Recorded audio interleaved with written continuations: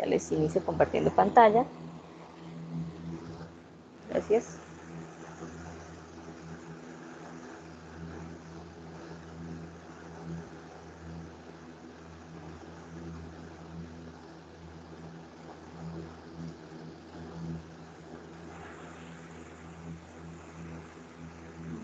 Un momento que...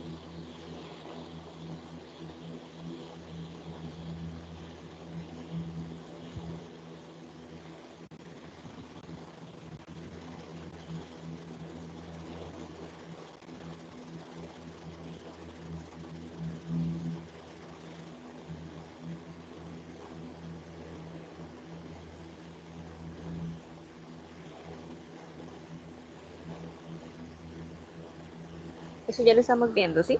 ¿Estamos viendo la pantalla? Señor. Sí. ¿Quién hizo falta por socializar? ¿Quién estaba presente en el momento en el que lo llamé? Creo que fueron como unos 2 estudiantes. Profe, yo hice falta, pero a mí no me llamó. Su nombre, María Paula Pérez.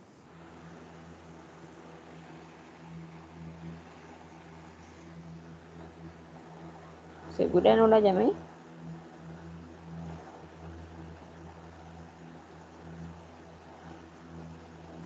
Bueno, entonces al final, ¿vale?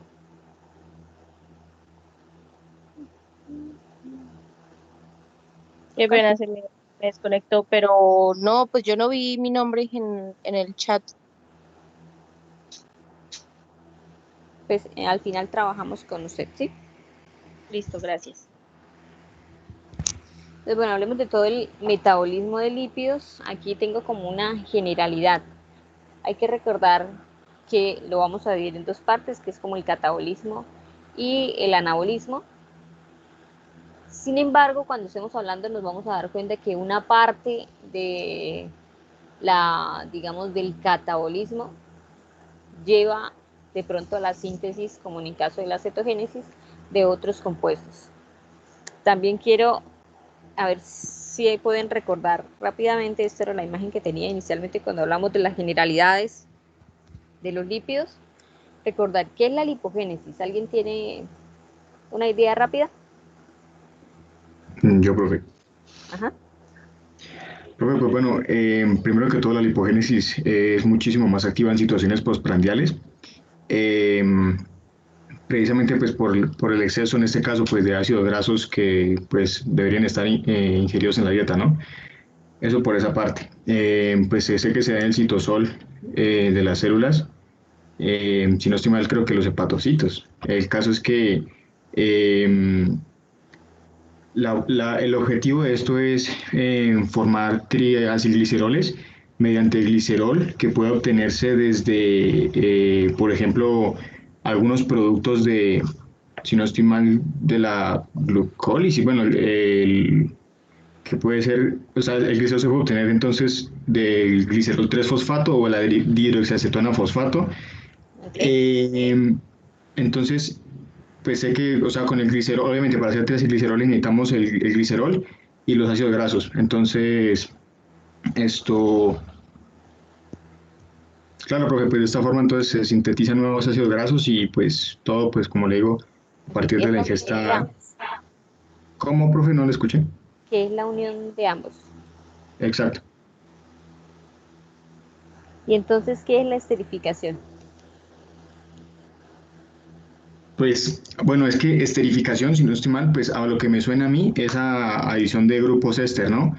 Que, por ejemplo, pues bueno, yo tengo entendido, ¿no? Según en lo que sé, que por ejemplo, al comienzo, cuando para poder que, digamos, los lípidos puedan atravesar los enterocitos, ellos están esterificados, ¿no?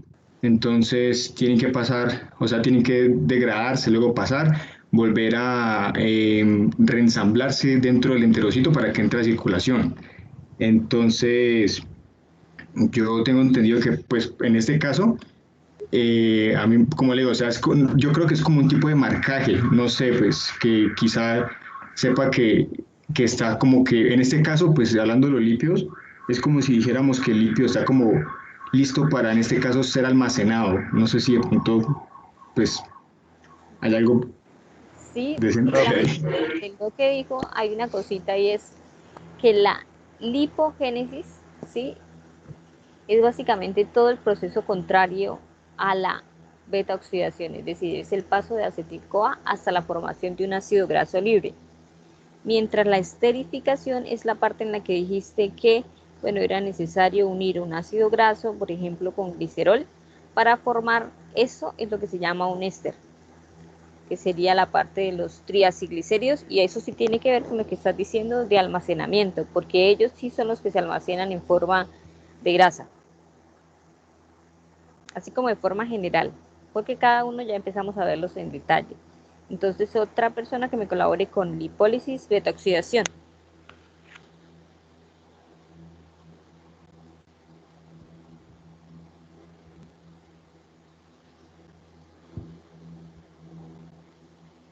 ¿Alguien?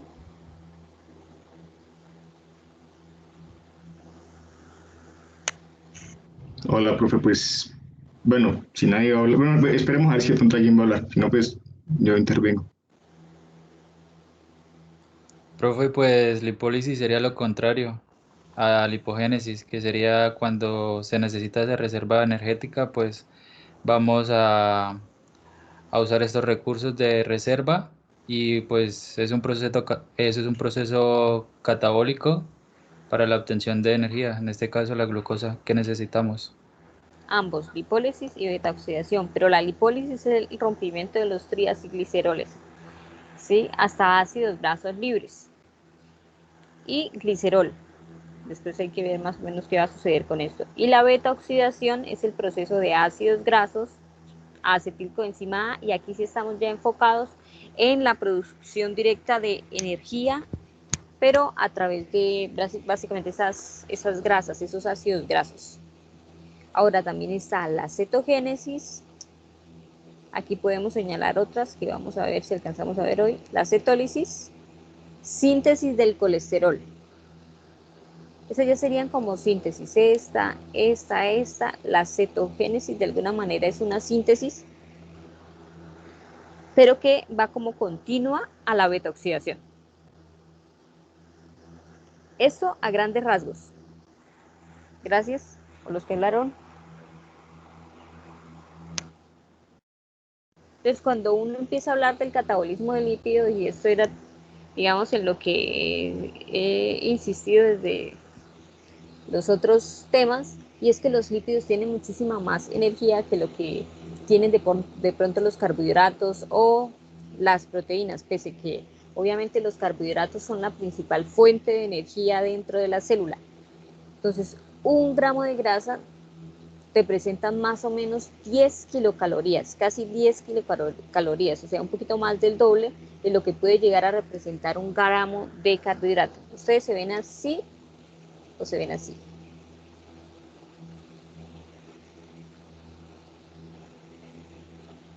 ¿Son de los que hacen ejercicio todos los días? El 2, profe. El La segundo. 2 cuando no está en La clases. 2. Yo creo que ni los pies se están moviendo. Bueno, sí, de pronto con la silla. Si no estamos en la cama. Y lo otro, bueno, entonces era también lo que les decía, y es digamos, la cantidad de ejercicio que hay que realizar para poder gastar un gramito de grasa. O sea, se necesita mucho ejercicio porque se necesita mucha energía, porque un gramo de grasa va a representar mucho más energía que uno de carbohidrato.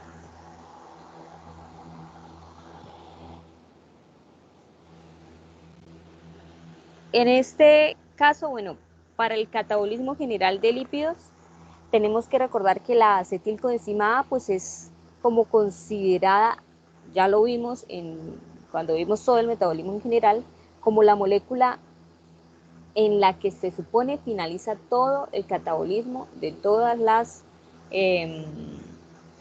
de todas las biomoléculas o de todas las macromoléculas. Y al mismo tiempo también podemos decir que es como el primer sustrato para la síntesis de muchísimos ácidos grasos.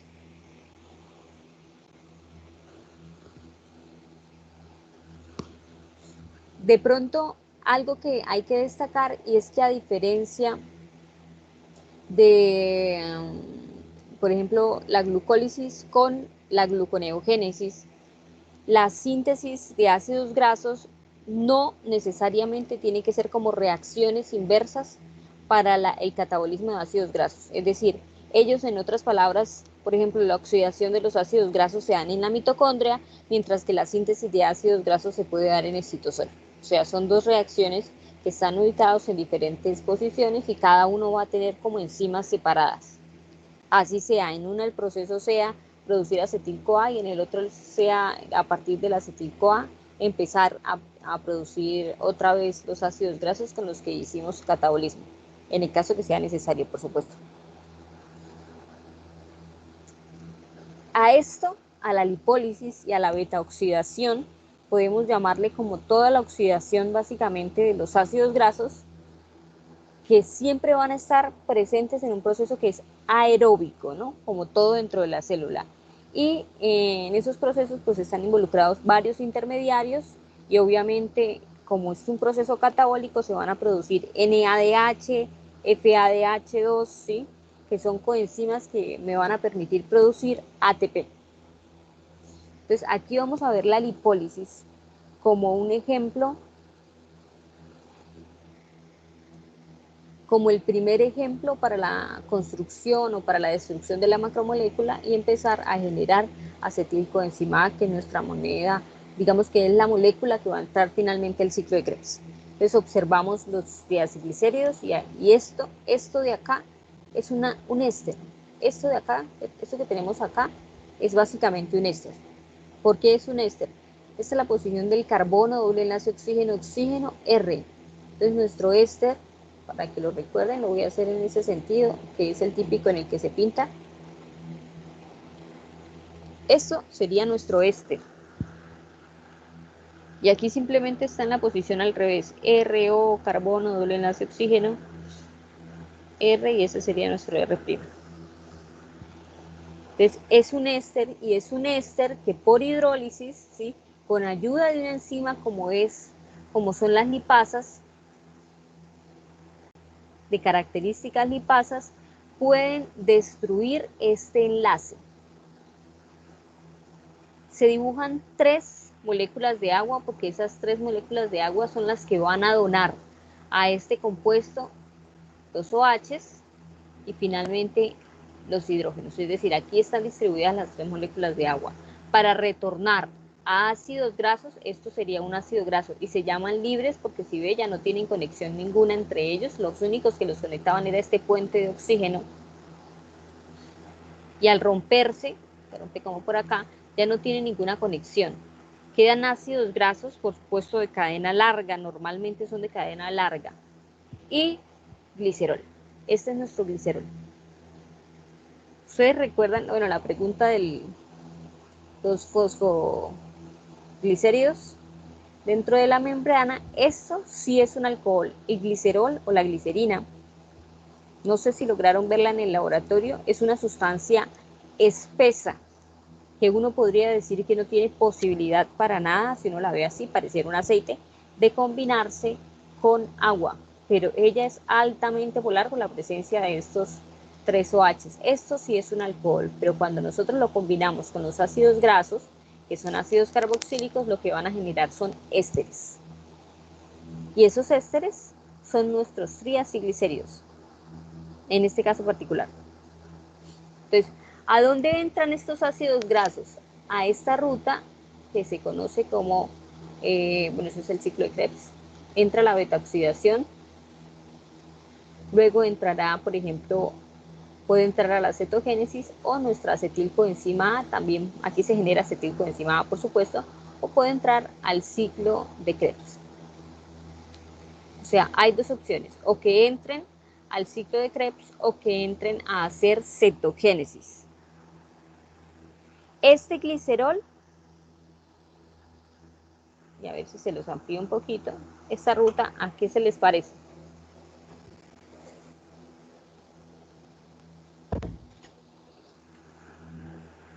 A ver si la recuerdan, glucosa 6-fosfato, Fructosa 6 fosfato, exacto. Fructosa 1,6 bifosfato, salúdela. Y eso sería dihidroxiacetona fosfato. ¿Y cómo era que se llamaba este?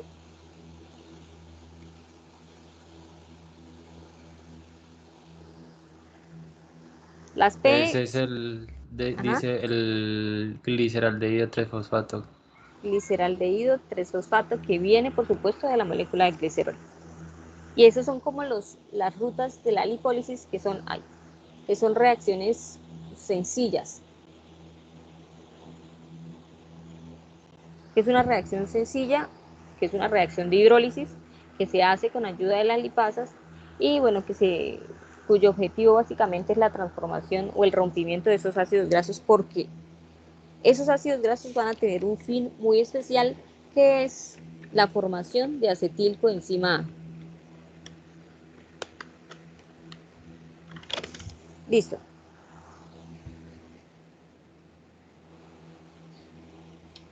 Ahora, cuando uno ya está hablando de ácidos grasos libres, ¿qué le van a pasar a los ácidos grasos libres? Primero se van a combinar con moléculas transportadoras como la albúmina. Yo creo que ustedes han escuchado mucho de la albúmina. ¿O no? La albúmina sérica, ¿cierto? Sí, es una Sí, sí. proteína. Es una proteína transportadora, ese es como su principal objetivo. Dentro de esos, ella ayuda a transportar a los ácidos grasos libres en el plasma sanguíneo, porque obviamente son ácidos grasos, no tienen, digamos, mayor posibilidad de pasar por el plasma así libremente, sino que les toca usar una molécula transportadora, en este caso la albúmina, que es una proteína. Y en general, en todas las células, básicamente se unen a unas proteínas especiales de unión a ácidos grasos. Ahora, todos los ácidos grasos, para poder ingresar y generar toda la beta oxidación, deben pasar prácticamente por obligación por un proceso de activación para que puedan llegar a ser ya degradados. ¿Cuál es el detalle?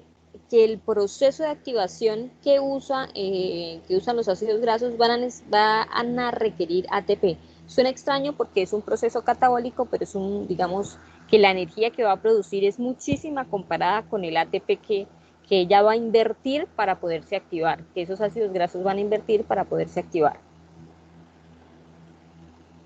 Si uno quisiera resumir esos procesos de activación antes de, que aquí los estamos mirando,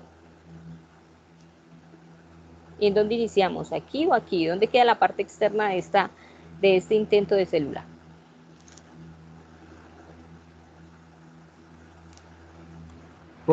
Iniciando con el acil-CoA, ¿no, profe? Exactamente, iniciamos aquí, aunque aquí también hay acil-CoA. Ah, en la parte del citosol. Exacto, iniciamos con la acil-CoA. Entonces, como siempre, las enzimas juegan un papel fundamental. Entonces, la acil-CoA sintetasa, ¿sí? Esa también es conocida como tioquinasa. ¿Qué es lo que hacen las quinasas? Fosforilar. Entonces, ¿qué va a usar? Junto con el ATP y una coenzima A, para ayudar a transformar ese ácido graso libre a un ácido graso activo. Entonces, ¿qué vamos a hacer? Como la acilcoenzima A no puede llegar a penetrar la membrana interna de la mitocondria,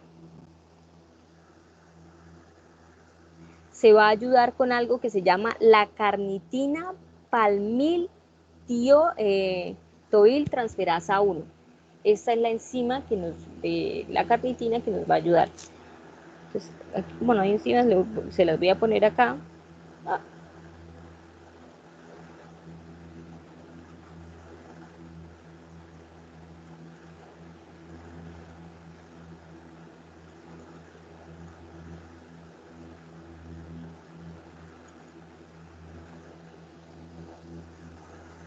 Esta enzima es una enzima que se encuentra pues fácilmente en las membranas de las mitocondrias Y lo que va a ayudar es como ayudar a pasar. Esto es una transferasa también. Va a ayudar, obviamente es una transferasa que dice. Entonces va a ayudar a pasar los grupos acilos de la coenzima A la carnitina. Entonces, primero obtuvimos acilcoenzima A. Y luego la vamos a ayudar digamos, la vamos a transferir a la carnitina. ¿Por qué se transferirá a la carnitina? Ustedes han, pues, tal vez en algún momento escuchado sobre eso. Entonces vamos a producir dos cosas. Por un lado, acilcarnitina, y esa acilcarnitina pues va a liberar la coenzima A.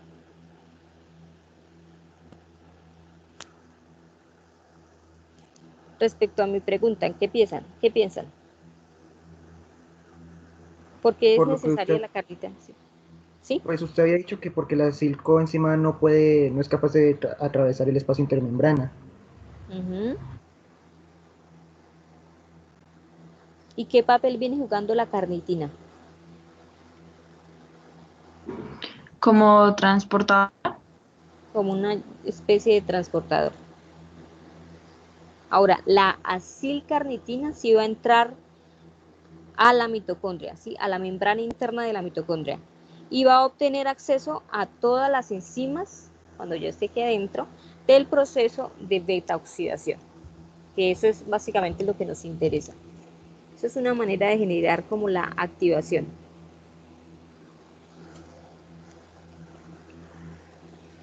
Ahora, llamémoslo como un cuarto paso. ¿El primer paso cuál era? Si lo dividiéramos en 4 pedazos. Fosforilar. Sí, como fosforilar, sí. El siguiente, Liberar el CoA. muy El bien. CoA, el ácido CoA y para que luego se una a la carnitina. Y luego, El paso al interior de la matriz mitocondrial. de la acilcarnitina, para que se empiece a generar el proceso de beta oxidación. Como cuarto paso, podemos decir que acá, un transportador se une a la acilcarnitina y lo va a hacer intercambiando carnitina, es decir, ¿cómo les dijera esto? Se lleva, ayuda a transportar a la acilcarnitina gastando la carnitina. Entonces eso va a hacer que básicamente la acil quede nuevamente libre. O sea, de esa forma prácticamente el grupo acilo se va a unir de nuevo a la coenzima A que está presente, por ejemplo, en este caso en el ciclo de Krebs, para generar nuevamente acilcoenzima A.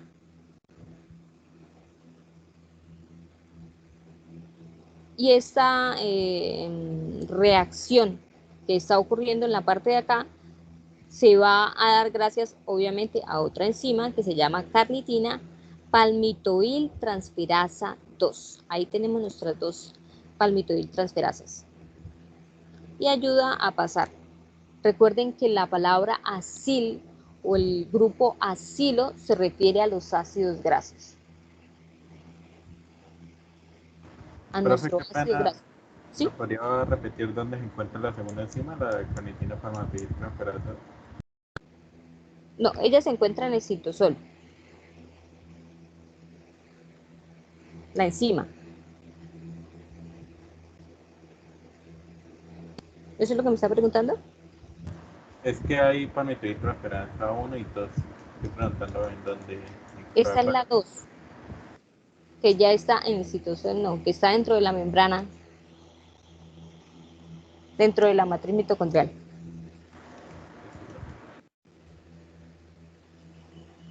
Y la 1 Profe, lo usa en la parte superior, ¿sí? una pregunta. ¿Qué pasa con la coenzima que quedó liberada aquí en el citosol después de haberse unido a la carnitina?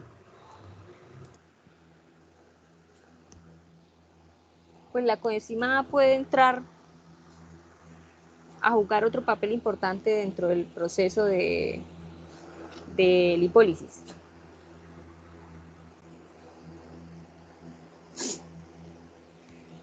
Vale, perfecto, gracias. Entonces, bueno, ese sería como el proceso de activación. Después de que se genera el proceso de activación y ya tenemos el acilcoenzima A, que es básicamente nuestro ácido graso junto con una coenzima A, se puede generar lo que es la beta-oxidación. En la beta-oxidación, el objetivo principal es la formación de acetilcoenzima A. O sea, vamos a partir básicamente de una cantidad de carbonos, que es nuestro grupo acilo, que se le llama así de manera general, pero ya de manera particular pues va a depender del número de carbonos de ese ácido graso,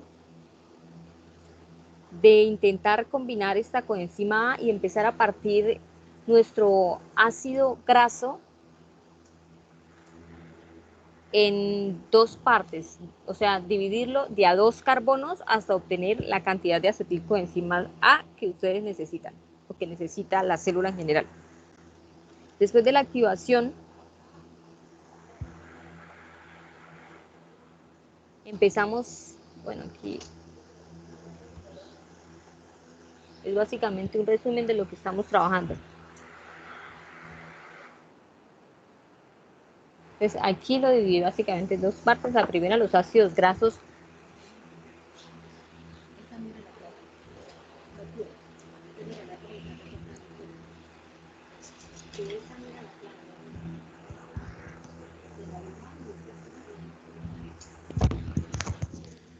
Sí. Sorry. Continuamos. Entonces, los ácidos grasos, la primera parte, los ácidos grasos pasan a la mitocondria ayudados por la carnitina. ¿Listo? En la segunda parte, formamos acilcoenzima A uniendo coenzima A con un ácido graso, cuando ya está dentro. Pero el proceso de beta-oxidación comienza aquí, es decir, comienza a partir de la acilcoenzima A. Entonces aquí tenemos el ejemplo de lo que puede ser de forma general la beta-oxidación.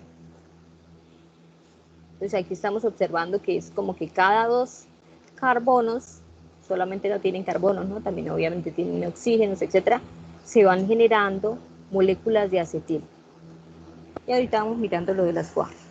Entonces, dividámosla en varias partes. La primera parte,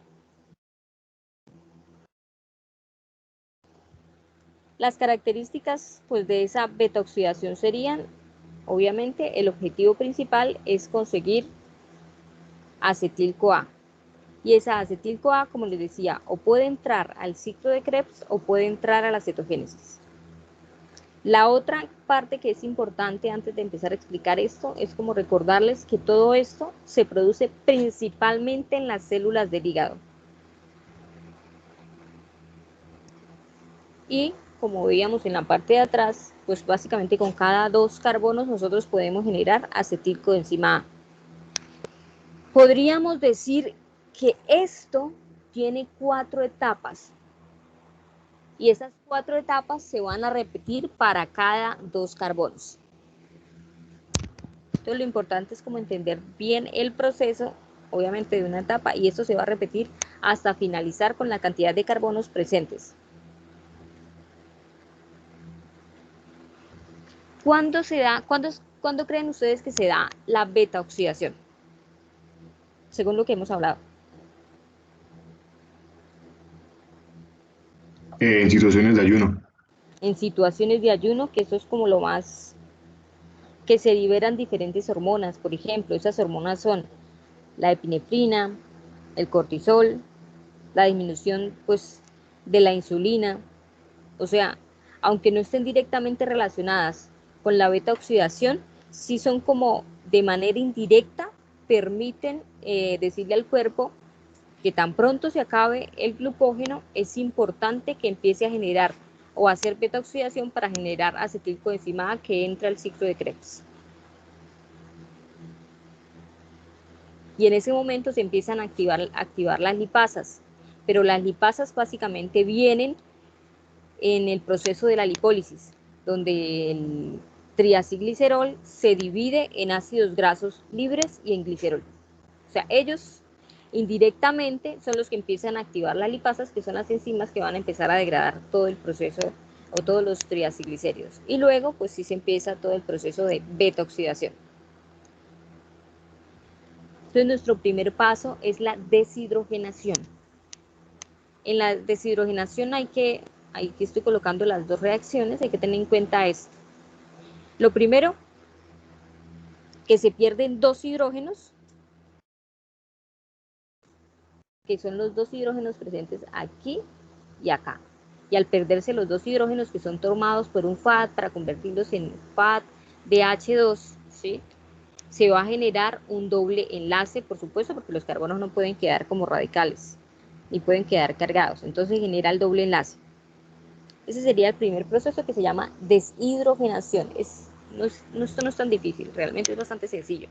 Luego va a entrar una molécula de agua y uno de los hidrógenos, pues obviamente se va a dividir en H más y H menos, la manera en la que se genera la reacción en el agua, y una molécula de OH menos, como ustedes observan aquí, se va a pegar a uno de los carbonos y obviamente todo esto va a verse o va a atacar al doble enlace.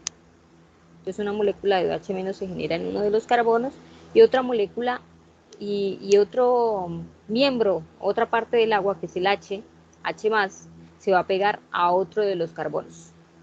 Entonces aquí ya estamos viendo como la forma. Esta estructura ya se está pareciendo a un acetilcoenzima A. Vamos a ver por qué. Recuerden que el acetil, la palabra aceto, aunque si lo viéramos por orgánica, no necesariamente pareciera a dos carbonos, pero es como et.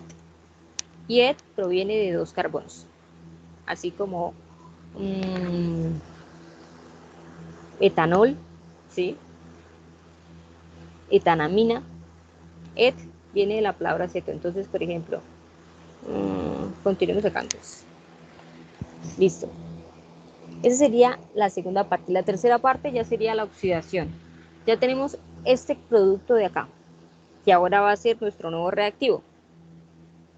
En este caso vamos a eliminar los hidrógenos del carbono con el OH.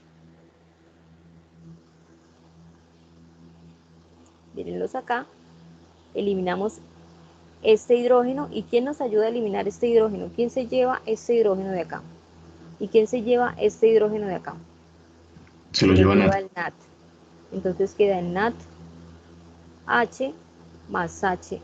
Estos hidrógenos obviamente pues no van a estar ahí, van a estar dentro de la membrana y en algún momento, dependiendo del canal iónico que se abre, pueden salir a la parte externa de la célula. Listo. Y el último paso. El último paso se llama tiólisis. Y se llama así porque como que la enzima que le colabora al rompimiento de esa molécula es una tiolasa. Entonces cortamos prácticamente el enlace doble donde está el carbono doble enlace oxígeno, que es este que está por acá. Esa unión con el siguiente carbono es la que se va a romper para dejar algo parecido y otra que está en la parte de acá. Todas las acetilcoenzima A pues van a llegar directamente al ciclo de Krebs. Sabemos que este proceso, esto de acá ya genera una acetilcoenzima A, que es estos dos carbonos, que es la parte del grupo aceto. La presencia de la tiolasa pues permite la construcción del SCO con otra coenzima A, que obviamente va a estar en el medio, y esto entra directamente al ciclo de Krebs. Luego esto se repite tantas veces como sea el tamaño del ácido graso o del acilo con el que estamos trabajando, del grupo acil con el que estemos trabajando. Y esto entra directamente a la acetil-CoA, al ciclo de Krebs, para combinarse pues con el oxalacetato. Esto es un resumen. Entonces tenemos la acetilcoenzima A. Aquí vemos cómo se convierte en el coenzima A. Aquí está el proceso, se lo señalé. el de hidratación, el de oxidación, deshidrogenación, ¿sí? Y finalmente la tiólisis. Y por eso se dice como que en la primera parte que les mostraba, que esto se repite tantas veces como que se acabe el número de carbonos en la parte del acil, es decir, en la parte del ácido graso. Entonces, ¿qué podemos decir? Que cada 2 carbonos se genera una acetilcoenzima A, o sea que si tenemos, un momentito,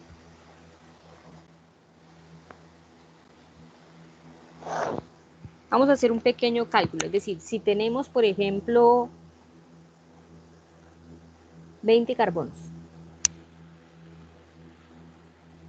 la primera pregunta es, ¿cuántas moléculas de acetilcoenzima A vamos a producir?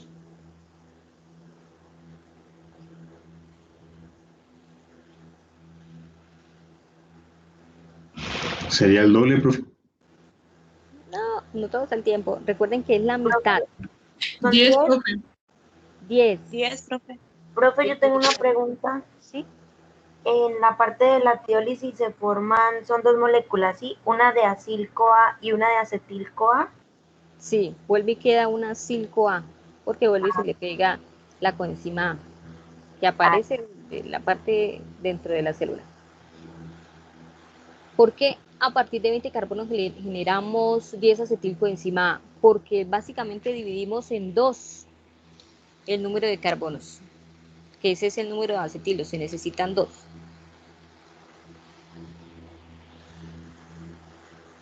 Ahora, una cosa es generar 10 acetilcoenzima A y otra cosa es como el número de vueltas que tenemos que dar. El número de vueltas en este caso especial son 9 vueltas de la beta oxidación. ¿Por qué? ¿Qué me dice por qué?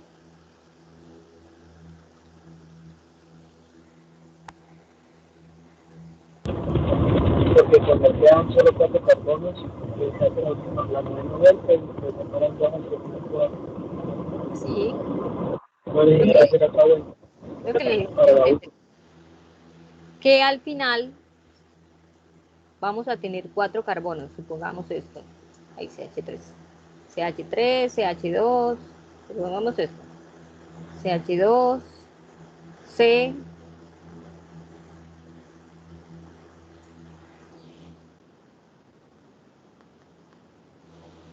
doble enlace oxígeno, S, CoA. ¿Listo? Entonces al final, con solamente partir esa sería la vuelta número 9, digamos, o la repetición número 9 para hacer estas divisiones. Entonces solamente con partir esta ya liberamos la última parte de este grupo acilo, que serían estos 2 carbonos. Entonces en la última parte se generan 2 acetil-CoA con una sola vuelta o con una sola repetición. Entonces siempre va a ser el número de acetil-CoA producidas menos 1. Profe, y eso lo haría directamente la tiolasa. El rompimiento. ¿Sí? O sea, la tiolasa rompe. Ella es la que genera el rompimiento dentro de la etapa.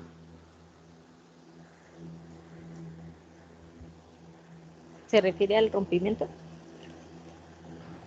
Sí, sí, señora, o sea, la última ruptura esa la haría la tiolasa, ¿sí? Sí, exacto. Pero obviamente primero tuvo que haber pasado por todo el proceso de deshidratación, oxidación.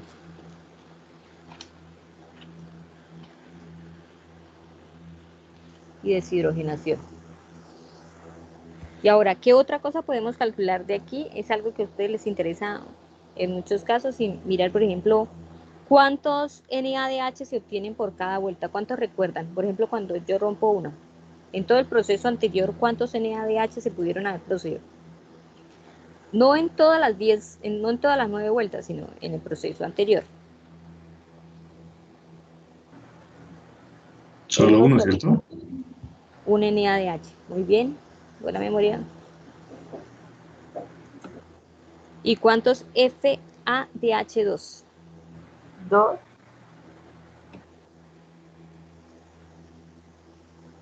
No, uno. Uno también. Ahorita lo miramos otra vez para recordarlo.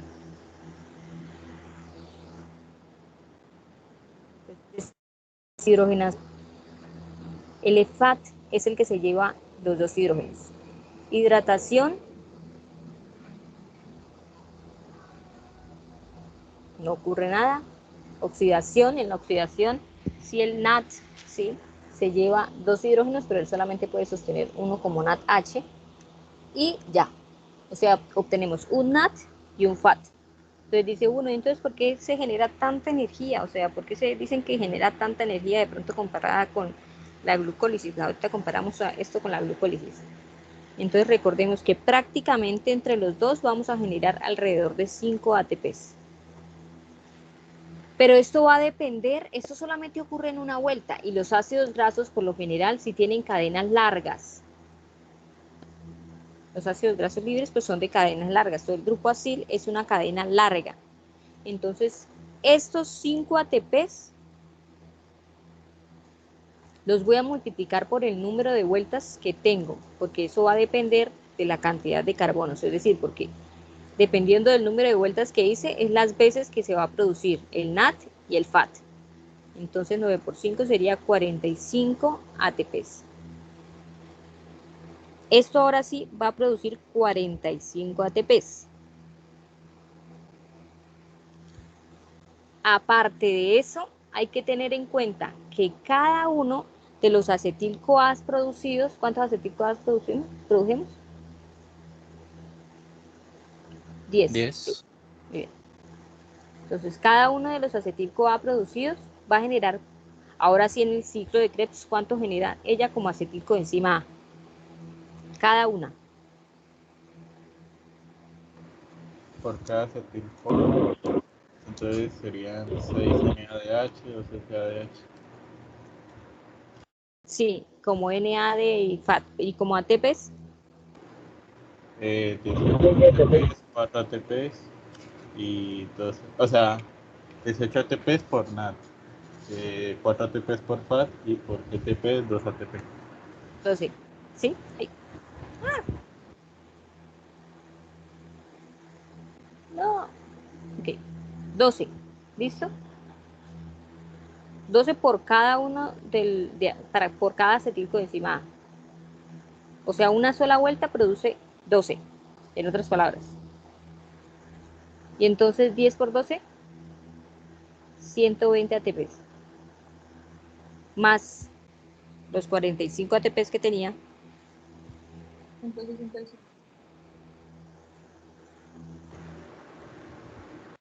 Pero a eso debo recordar que para la activación gasté un ATP. Bueno, yo no, la célula gastó un ATP. Y eso les va a dar 164 ATPs. ¿Listo?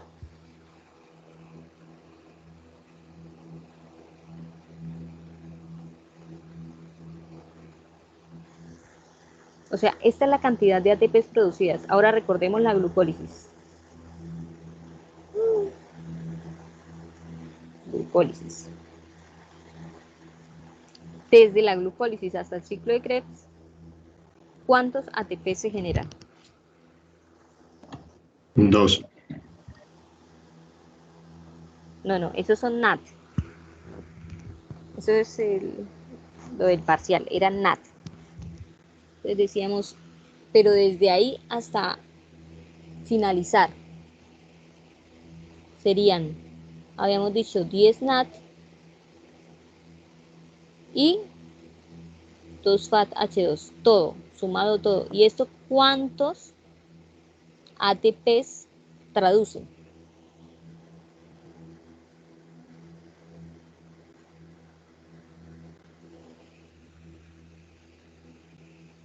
Haciéndole el cálculo más o menos aproximado como se hace con esto.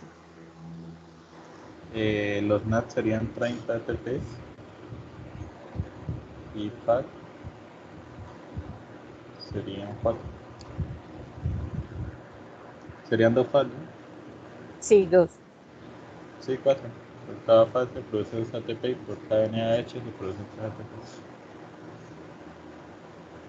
¿No? Ajá, ¿todos de acuerdo? Sí. Entonces serían 30, 34 ATPs. Esto produce la glucólisis, esto produce la beta-oxidación. O sea, si se dan cuenta que de verdad la energía producida en la beta-oxidación es mucho más grande. Y si divido, por ejemplo, 164 entre 34, esto me va a dar aproximadamente 4 veces más, casi 5, de ATPs que la cantidad producida en la glucólisis. Es decir, la energía de verdad de, digamos, de usar los ácidos grasos como fuente energética es mucho mejor que de pronto usar la de la glucólisis, pero eso trae consigo unas desventajas. ¿Cuáles creen que sean esas desventajas? Porque ella solamente se activa pues debido a que obviamente la glucólisis tiene su propia ruta sin inconvenientes. Hay un problemita con esto, con la producción de estos ATPs y los ayunos muy prolongados. ¿Cuál será? La cetogénesis, ¿cierto? La cetogénesis, eso puede ser un problema. La cetogénesis y la misma cetólisis. ¿Qué otro problema ven?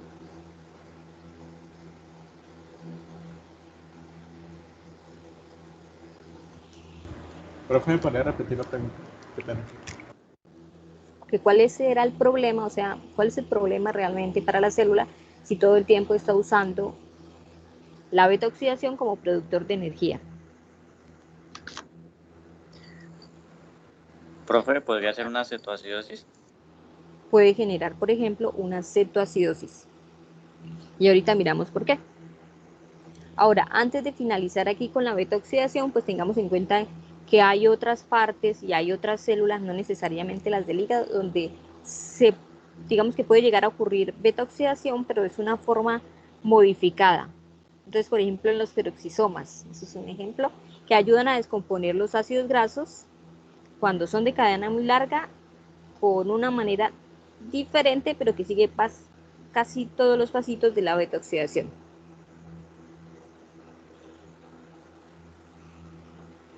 Esto sucede, por ejemplo, cuando las dietas son absolutamente ricas en grasa.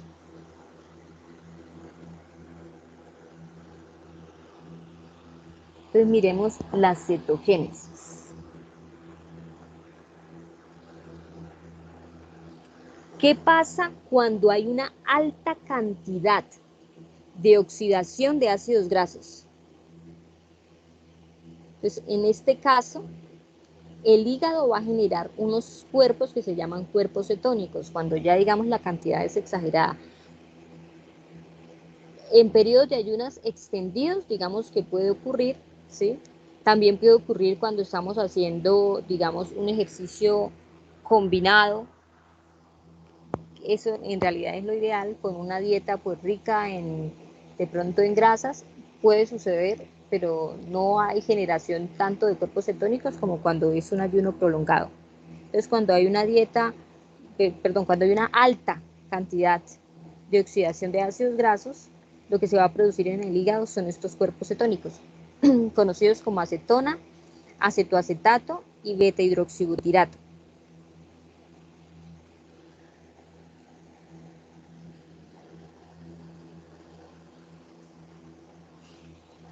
Por ejemplo, el acetoacetato, en este caso, podría descomponerse y podría llegar a generar también acetona, por eso la tenemos en cuenta ahí. Y todos ellos, la acetona, el acetoacetato, etcétera, se van a conocer, ya sabemos, como cuerpos cetónicos. Digamos que en mamíferos, en nosotros, las cantidades de cuerpos cetónicos presentes en las células de los hepatocitos no deben exceder los 0.2 milimol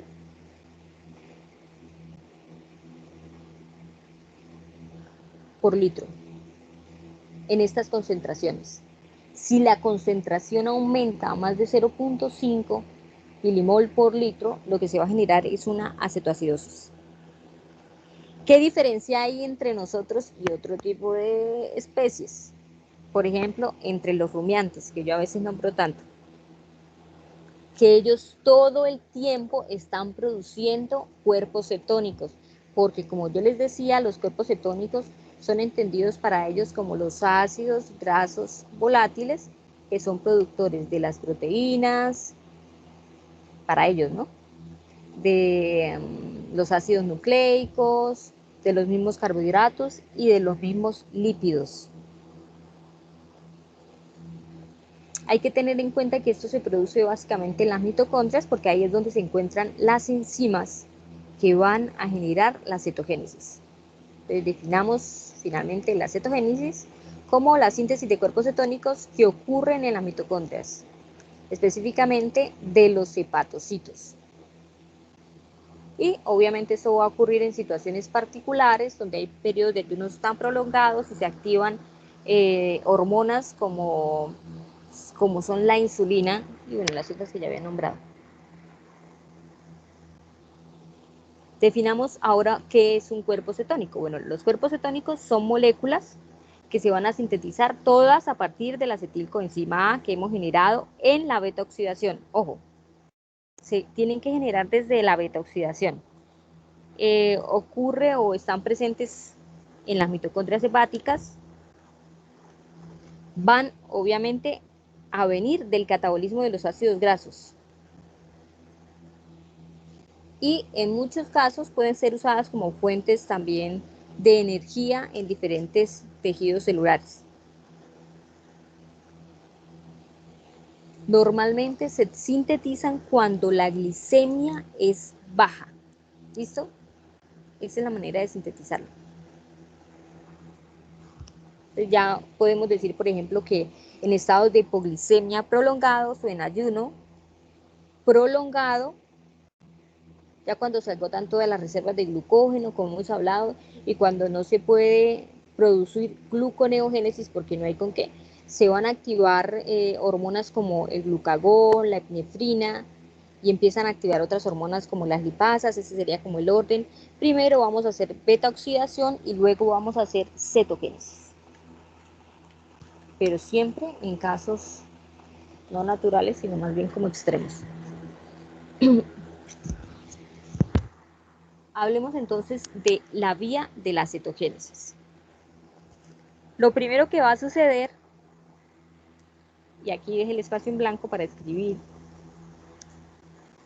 es que se van a unir dos moléculas de acetil-CoA. Recuerden que son moléculas que provienen de la beta-oxidación, es decir, el catabolismo de ácidos grasos. Entonces se me van a unir dos moléculas de acetil-CoA.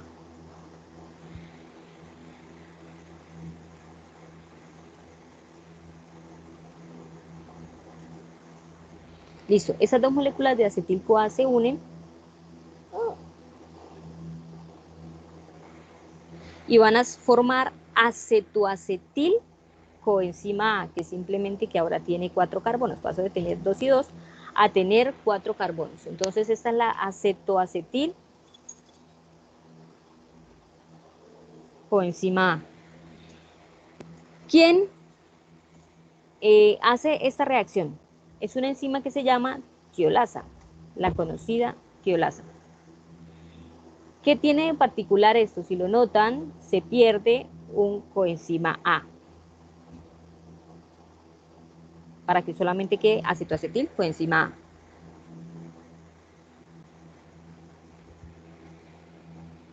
Listo. Luego de eso, ¿qué va a suceder? La acetoacetil coenzima A reacciona con hidroximetilglutaril coenzima A sintasa. Y la voy a colocar aquí, hidroximetilglutaril, la voy a resumir así para que no me quede tan gigantesca, coenzima A sintasa. Esta es nuestra enzima. Para producir, a este se le llama 3-hidroxi,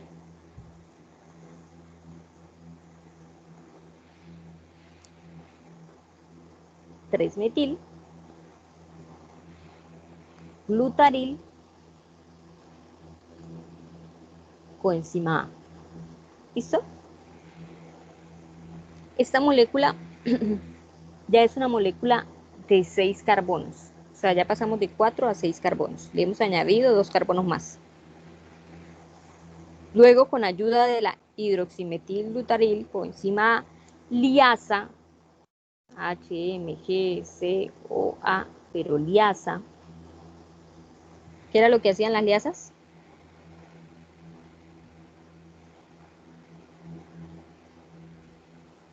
¿No recuerdan qué hacían las liasas? Profe, ¿no era separar? Romper. Referencias rompen pero forman Sin dobles necesidad enlaces. de agua. Que viene como de lisis, ¿cierto? Libera un acetil coenzima acil, rompe. Ay, sorry.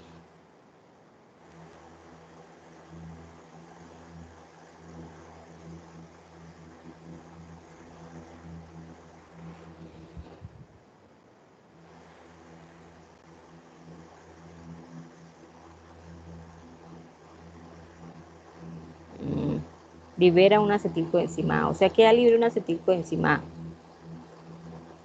Ay,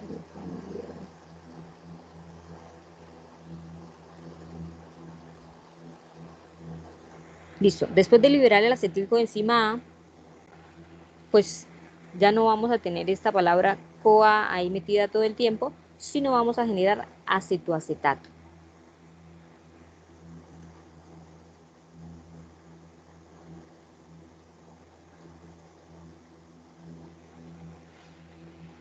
Y el acetoacetato, pues ya se puede dividir en los dos cuerpos cetónicos de los que hemos estado hablando. Ay, perdón por los colores. Entonces, el acetoacetato va a generar dos cosas. Se puede dividir en dos partes. Una de esas es la acetona. Y la otra estructura es el 3-hidroxibutirato. O sea, ya ahí completamos los tres cuerpos cetónicos.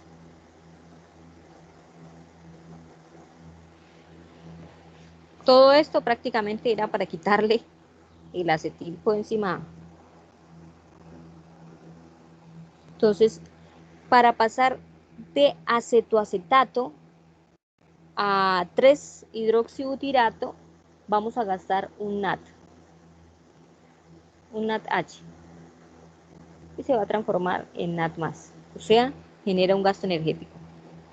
La diferencia de pronto, bueno, esto va a requerir obviamente de una enzima, que es la 3-hidroxibutirato deshidrogenasa, o sea, igualito, 3-hidroxibutirato deshidrogenasa. ¿Sí? Y esto va a generar el 3-hidroxibutirato. ¿Qué diferencia hay de pronto con la producción de la acetona? La acetona no necesita ninguna enzima. Solamente en ella lo que va a ocurrir es una descarboxilación. O sea, va a perder un dióxido de carbono, un CO2. Y esto va a ocurrir sin necesidad de ninguna enzima. Y se genera la acetona. La acetona va a tener un destino distinto al resto. Se libera a la sangre y ella normalmente se va a ir a exhalar por los pulmones. Esa es la manera de liberar acetona. Entonces, no sé si ustedes lo han notado, la verdad, pero si una persona que tiene un ayuno prolongado, supongamos, ustedes van a tener muchos casos clínicos seguramente en los que van a aprender de esto, pero supongamos que un compañero de ustedes llega a la clase de 9 de la mañana sin desayunar absolutamente nada y seguramente su cena sería un pan con, qué sé yo, agua panela a las 7 de la noche. Entonces, esa persona va a tener un olor particular en la boca. Es como un olor a removedor de uñas, pero sin la esencia de banano. No tan suave, pero obviamente tampoco tan penetrante como ese removedor, que es básicamente la acetona. Ese olor particular se genera por la liberación de la acetona. Hay que eliminarla y se elimina obviamente a través de la respiración. No sé si ustedes alguna vez han detectado ese olor en alguna persona. Ese olor es porque esa persona ha pasado por ayunos prolongados y obviamente quiere decir que no ha comido nada. Bríndenles un cafecito, no es que sea. Profe, ¿y qué pasa con esto de el ayuno intermitente? Ahí voy a colocarles un ejemplo de una dieta que se llama la dieta de la cetólisis. No sé si de pronto tenga que ver con esa dieta intermitente en la que tú dices. Pues Pero es básicamente que las personas dejan de comer tipo 12 horas en el día o a veces en la noche por días. pues porque lo que hacen es activar la beta oxidación, pero vuelven y le dan de comer como para que no se descompense.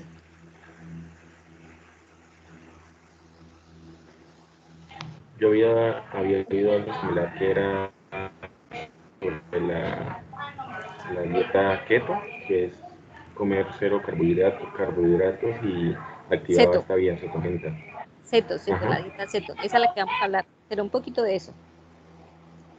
Entonces, bueno, importante aquí, ya sabemos qué le pasa a la acetona, pero ahora, ¿qué le pasa al hidroxibutirato y a los restos de acetoacetil? Digo de acetoacetil, no, de acetoacetato, porque esos son también cuerpos cetónicos. Ellos se van a producir energía, ellos pueden llegar a producir energía. Y esa energía se produce después de esta cetogénesis, es decir, después de la cetogénesis, el acetoacetato y el 3-hidroxibutirato, en otro lado lo pueden encontrar como beta-hidroxibutirato. Recuerden que el beta y el 3 es lo mismo, están señalando simplemente al tercer carbono después del grupo carboxilo. Entonces, ellos entran a la sangre y van directo a los tejidos periféricos y ahí es donde ellos van a producir energía. ¿En dónde van a producir energía? En el músculo esquelético, en el corazón, por supuesto, en los riñones, en el cerebro. Ojo con esto. En el hígado no se pueden metabolizar los cuerpos cetónicos. ¿Por qué? Porque ahí en las células del hígado no existen las enzimas que logren metabolizar el acetoacetato y el 3-hidroxibutirato. ¿Listo? Ahora, en el cerebro, digamos que su preferencia siempre va a ser la glucosa. O sea, la preferencia en el cerebro, eso siempre va a ser la glucosa. Pero esto va a ocurrir realmente es en periodos de ayuno que son muy prolongados, en los que es necesario, o sea, no es que el cuerpo lo quiera, pero si ustedes no le dan de comer o una persona tiene algún problema que no le permita comer, pues lo que se van a usar son esos cuerpos cetónicos. Se usan los cuerpos cetónicos porque es que el cerebro no puede usar ácidos grasos directamente. Ustedes fíjense en lo que yo les decía al inicio, que él se puede ubicar en dos partes, es decir, la acetilcoenzima generada por la beta-oxidación puede generar energía, ¿cierto? Porque entra el ciclo de Krebs. Pero ¿qué pasa cuando hay demasiado acetilcoenzima A? ¿O qué pasa cuando, digamos, se requiere en alguno de estos órganos producción de energía? Pues directamente va a pasar a la cetogénesis y luego a la cetólisis, es decir, estos cuerpos cetónicos van a ser aprovechados por estas partes, por estas células del cuerpo, digámoslo así, por cada uno de estos tipos de células para producir energía. ¿Cuántos ATPs produce el acetoacetato? El acetoacetato produce 23 ATPs. ¿Y cuántos produce el hidroxibutirato? El hidroxibutirato va a producir 26 ATPs. Y ustedes dirán, ¿por qué? O sea, ¿por qué produce más el acetoacetato que el hidroxibutirato?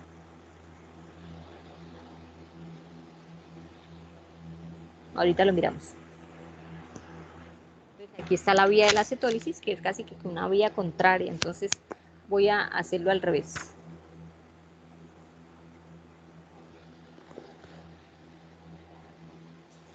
Entonces empezamos, por ejemplo, con el 3-hidroxibutirato. Y ya van a notar por qué el hidroxibutirato produce más. Uy.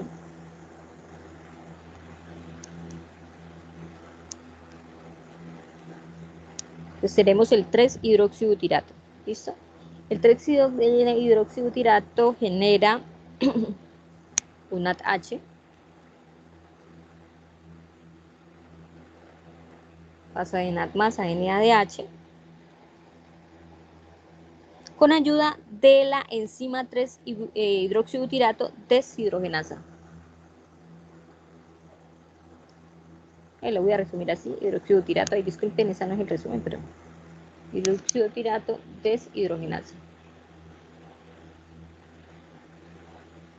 Entonces, con ayuda de esa enzima, ella o el 3-hidroxibutirato ahora va a producir acetoacetato. Es como si nos estuviéramos regresando. Listo. Aquí se generan 3 ATPs. Esta es una de las razones por las cuales se produce más ATPs con el 3-hidroxibutirato que con el acetoacetato. Ahora, con el acetoacetato, pues le va a pasar algo, digamos, semejante. Entra una succinilcoenzima A que proviene del ciclo de Krebs y va a producir succinato.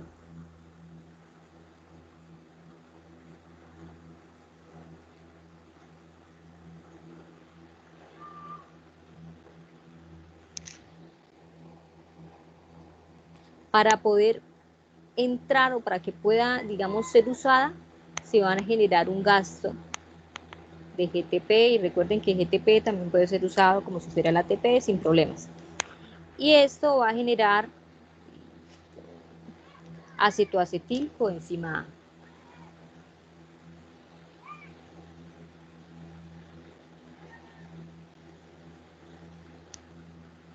Y bueno, la acetoacetilcoenzima A, digamos, esta transformación se da gracias a una transferasa de coenzima A que se le llama tioforasa. Se le puede llamar así, transferasa de coenzima A, tioforasa, o 3-acetoacetilcoenzima A transferasa, que sería como un nombre más completo. Entonces, la acetoacetilcoenzima A se va a transformar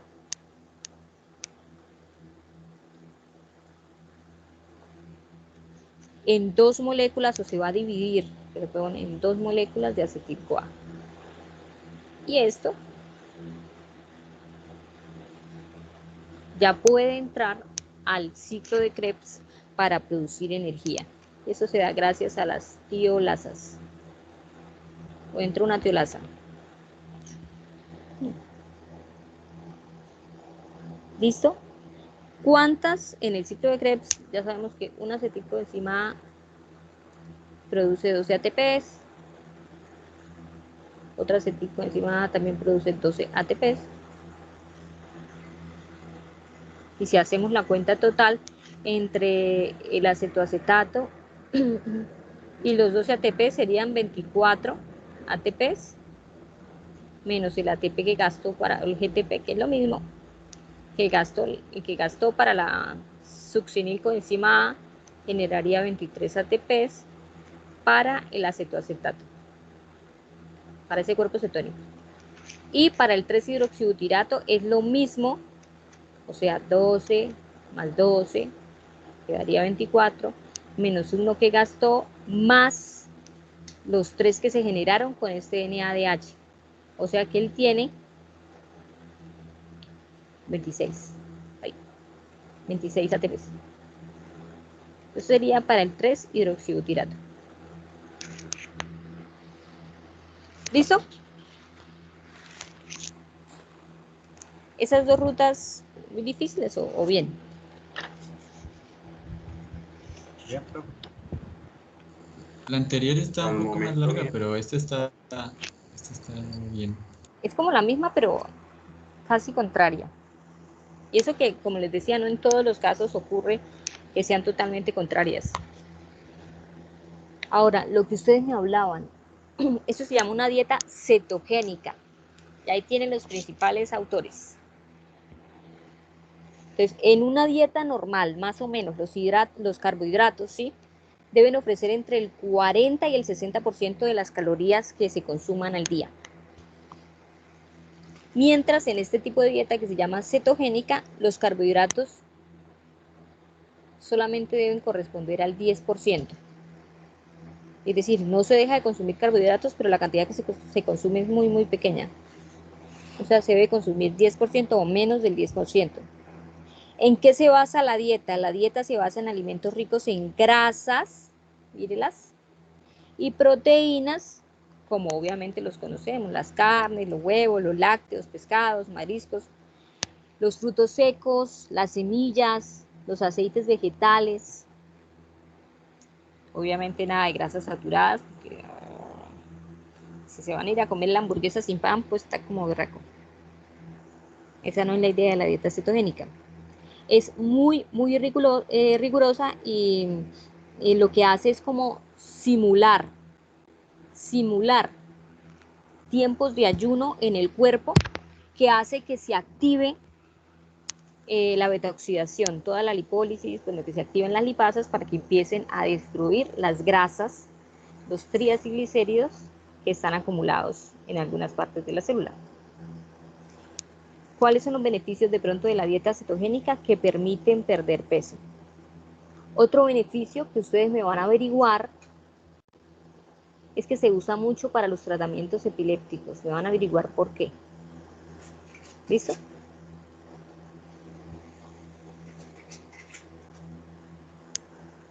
Eso es en lo que básicamente trata la dieta cetogénica.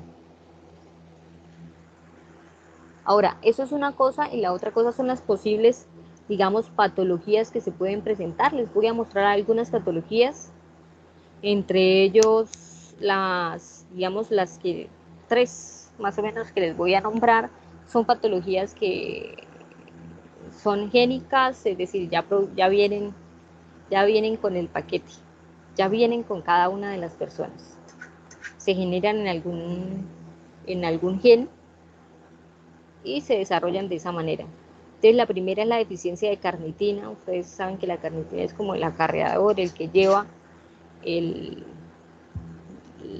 que ayuda a transportar esos el ácido coenzima A o los ácidos grasos libres hacia la membrana interna para que ocurra la beta-oxidación. Eso significa que una persona con deficiencia de carnitina, en la dieta se puede obtener el 75%, la biosíntesis normal el 25%, una persona que no pueda producir carnitina puede llegar a generar problemas con el proceso de degradación de grasas. Esto normalmente puede ocurrir en los recién nacidos, debido a que se pueden generar filtraciones renales. O cuando no ocurre en recién nacidos, también puede llegar a suceder en personas que están haciendo hemodiálisis. ¿Qué síntomas normalmente tienen los recién nacidos o las personas con hemodiálisis? Pues incluyen de una vez hipoglicemia, y la hipoglicemia pues como consecuencia de obviamente toda la alteración de ácidos grasos, y pueden generar debilidad muscular.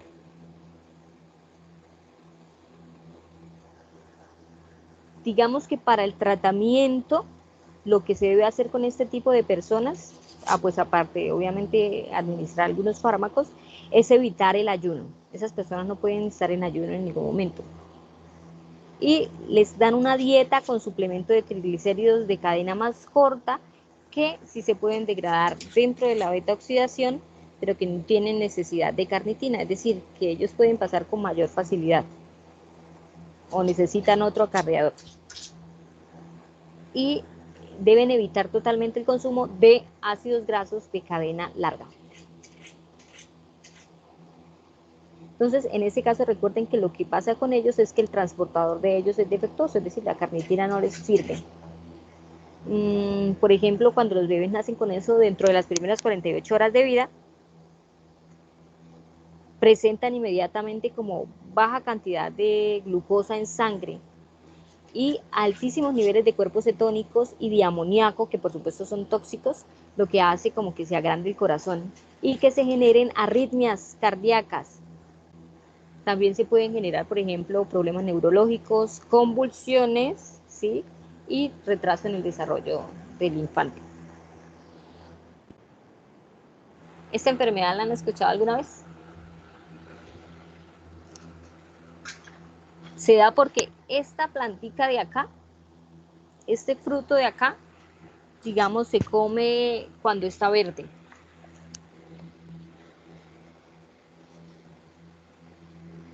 Y eso genera, esa plantica se llama, el árbol se llama aquí.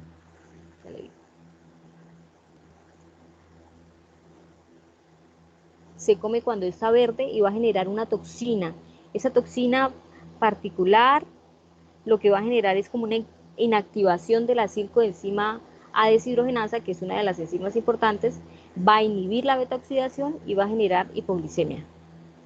Y puede llegar, pues los síntomas son muy parecidos al anterior, debilidad muscular, problemas con el corazón, ¿sí? Con algunos órganos.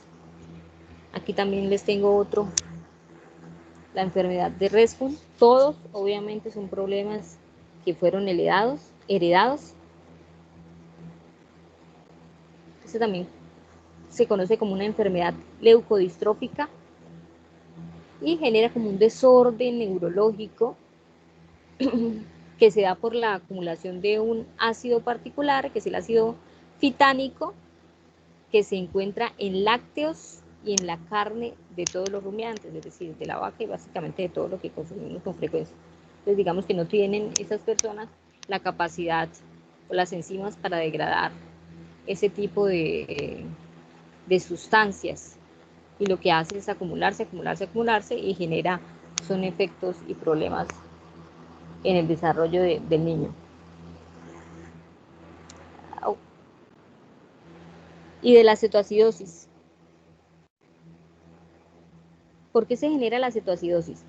Claramente, si nosotros tenemos cantidades muy altas de cuerpos cetónicos,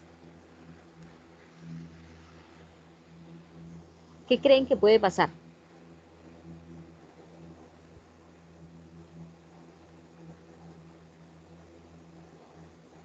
¿Qué creen que pueden pasar, chicos?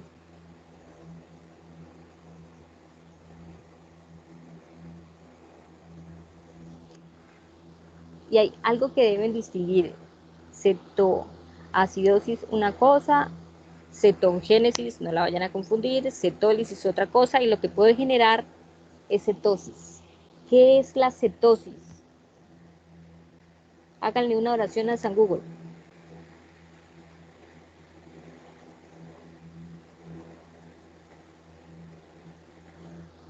Entonces, mientras ustedes buscan, yo les digo que la cetosis genera algo particular y es una gran cantidad de ácidos cetoacéticos.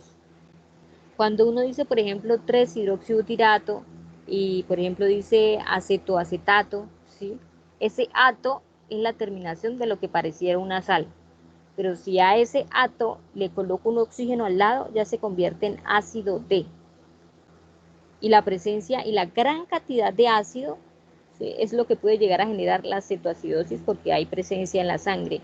Pero puede afectar sobre todo a aquellas personas que sufren de diabetes. Para ese tipo de personas es fatal. ¿Ustedes qué tienen para opinar de la cetoacidosis? De que eso sí me lo querían hablar hace rato.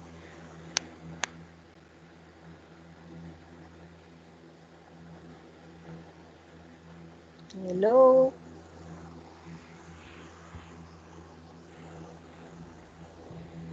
Precisamente Profe, pues, de la diabetes.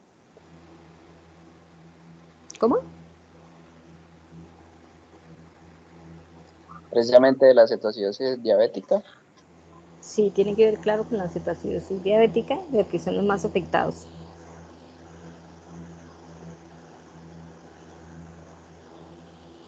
¿Qué más?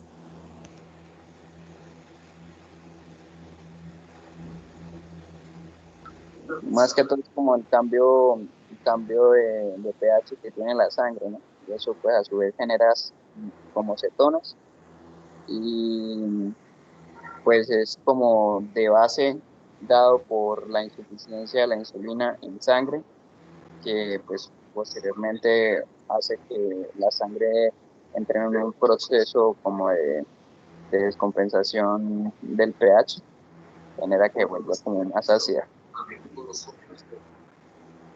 La presencia de esos ácidos, como les decía, si van, obviamente, cambiar el pH de la sangre puede generar, si es obviamente menor a 7.35, Cambiarlo ya en unas décimas implicaría generar acidosis.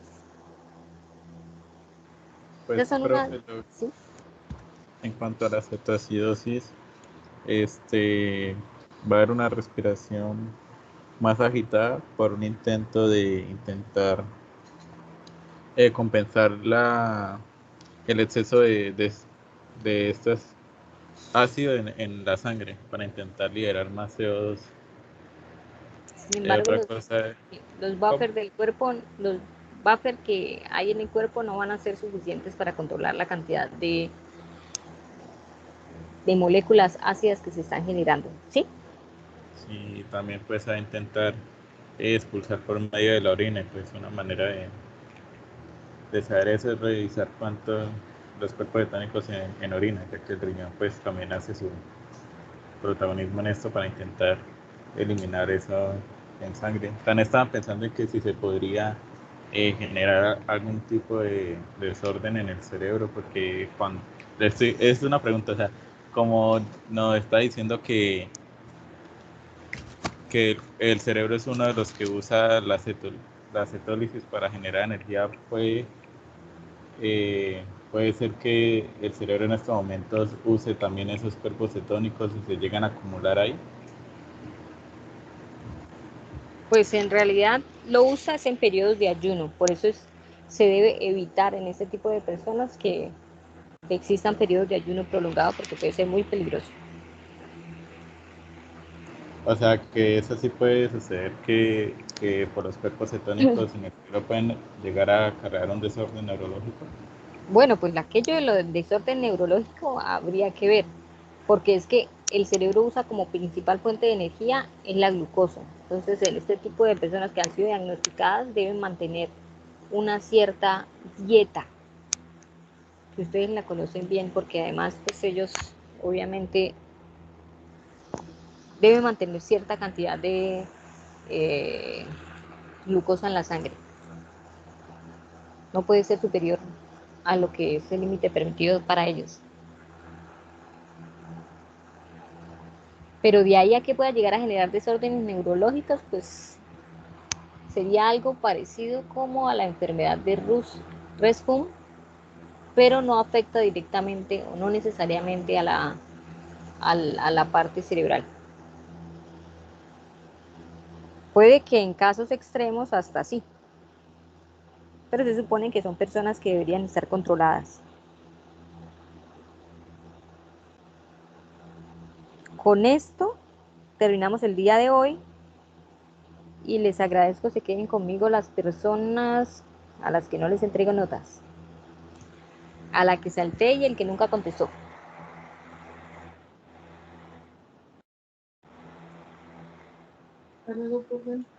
Listo, profe. Profe, una cosa, la compañera de Solange me parece que ya canceló el vacacional.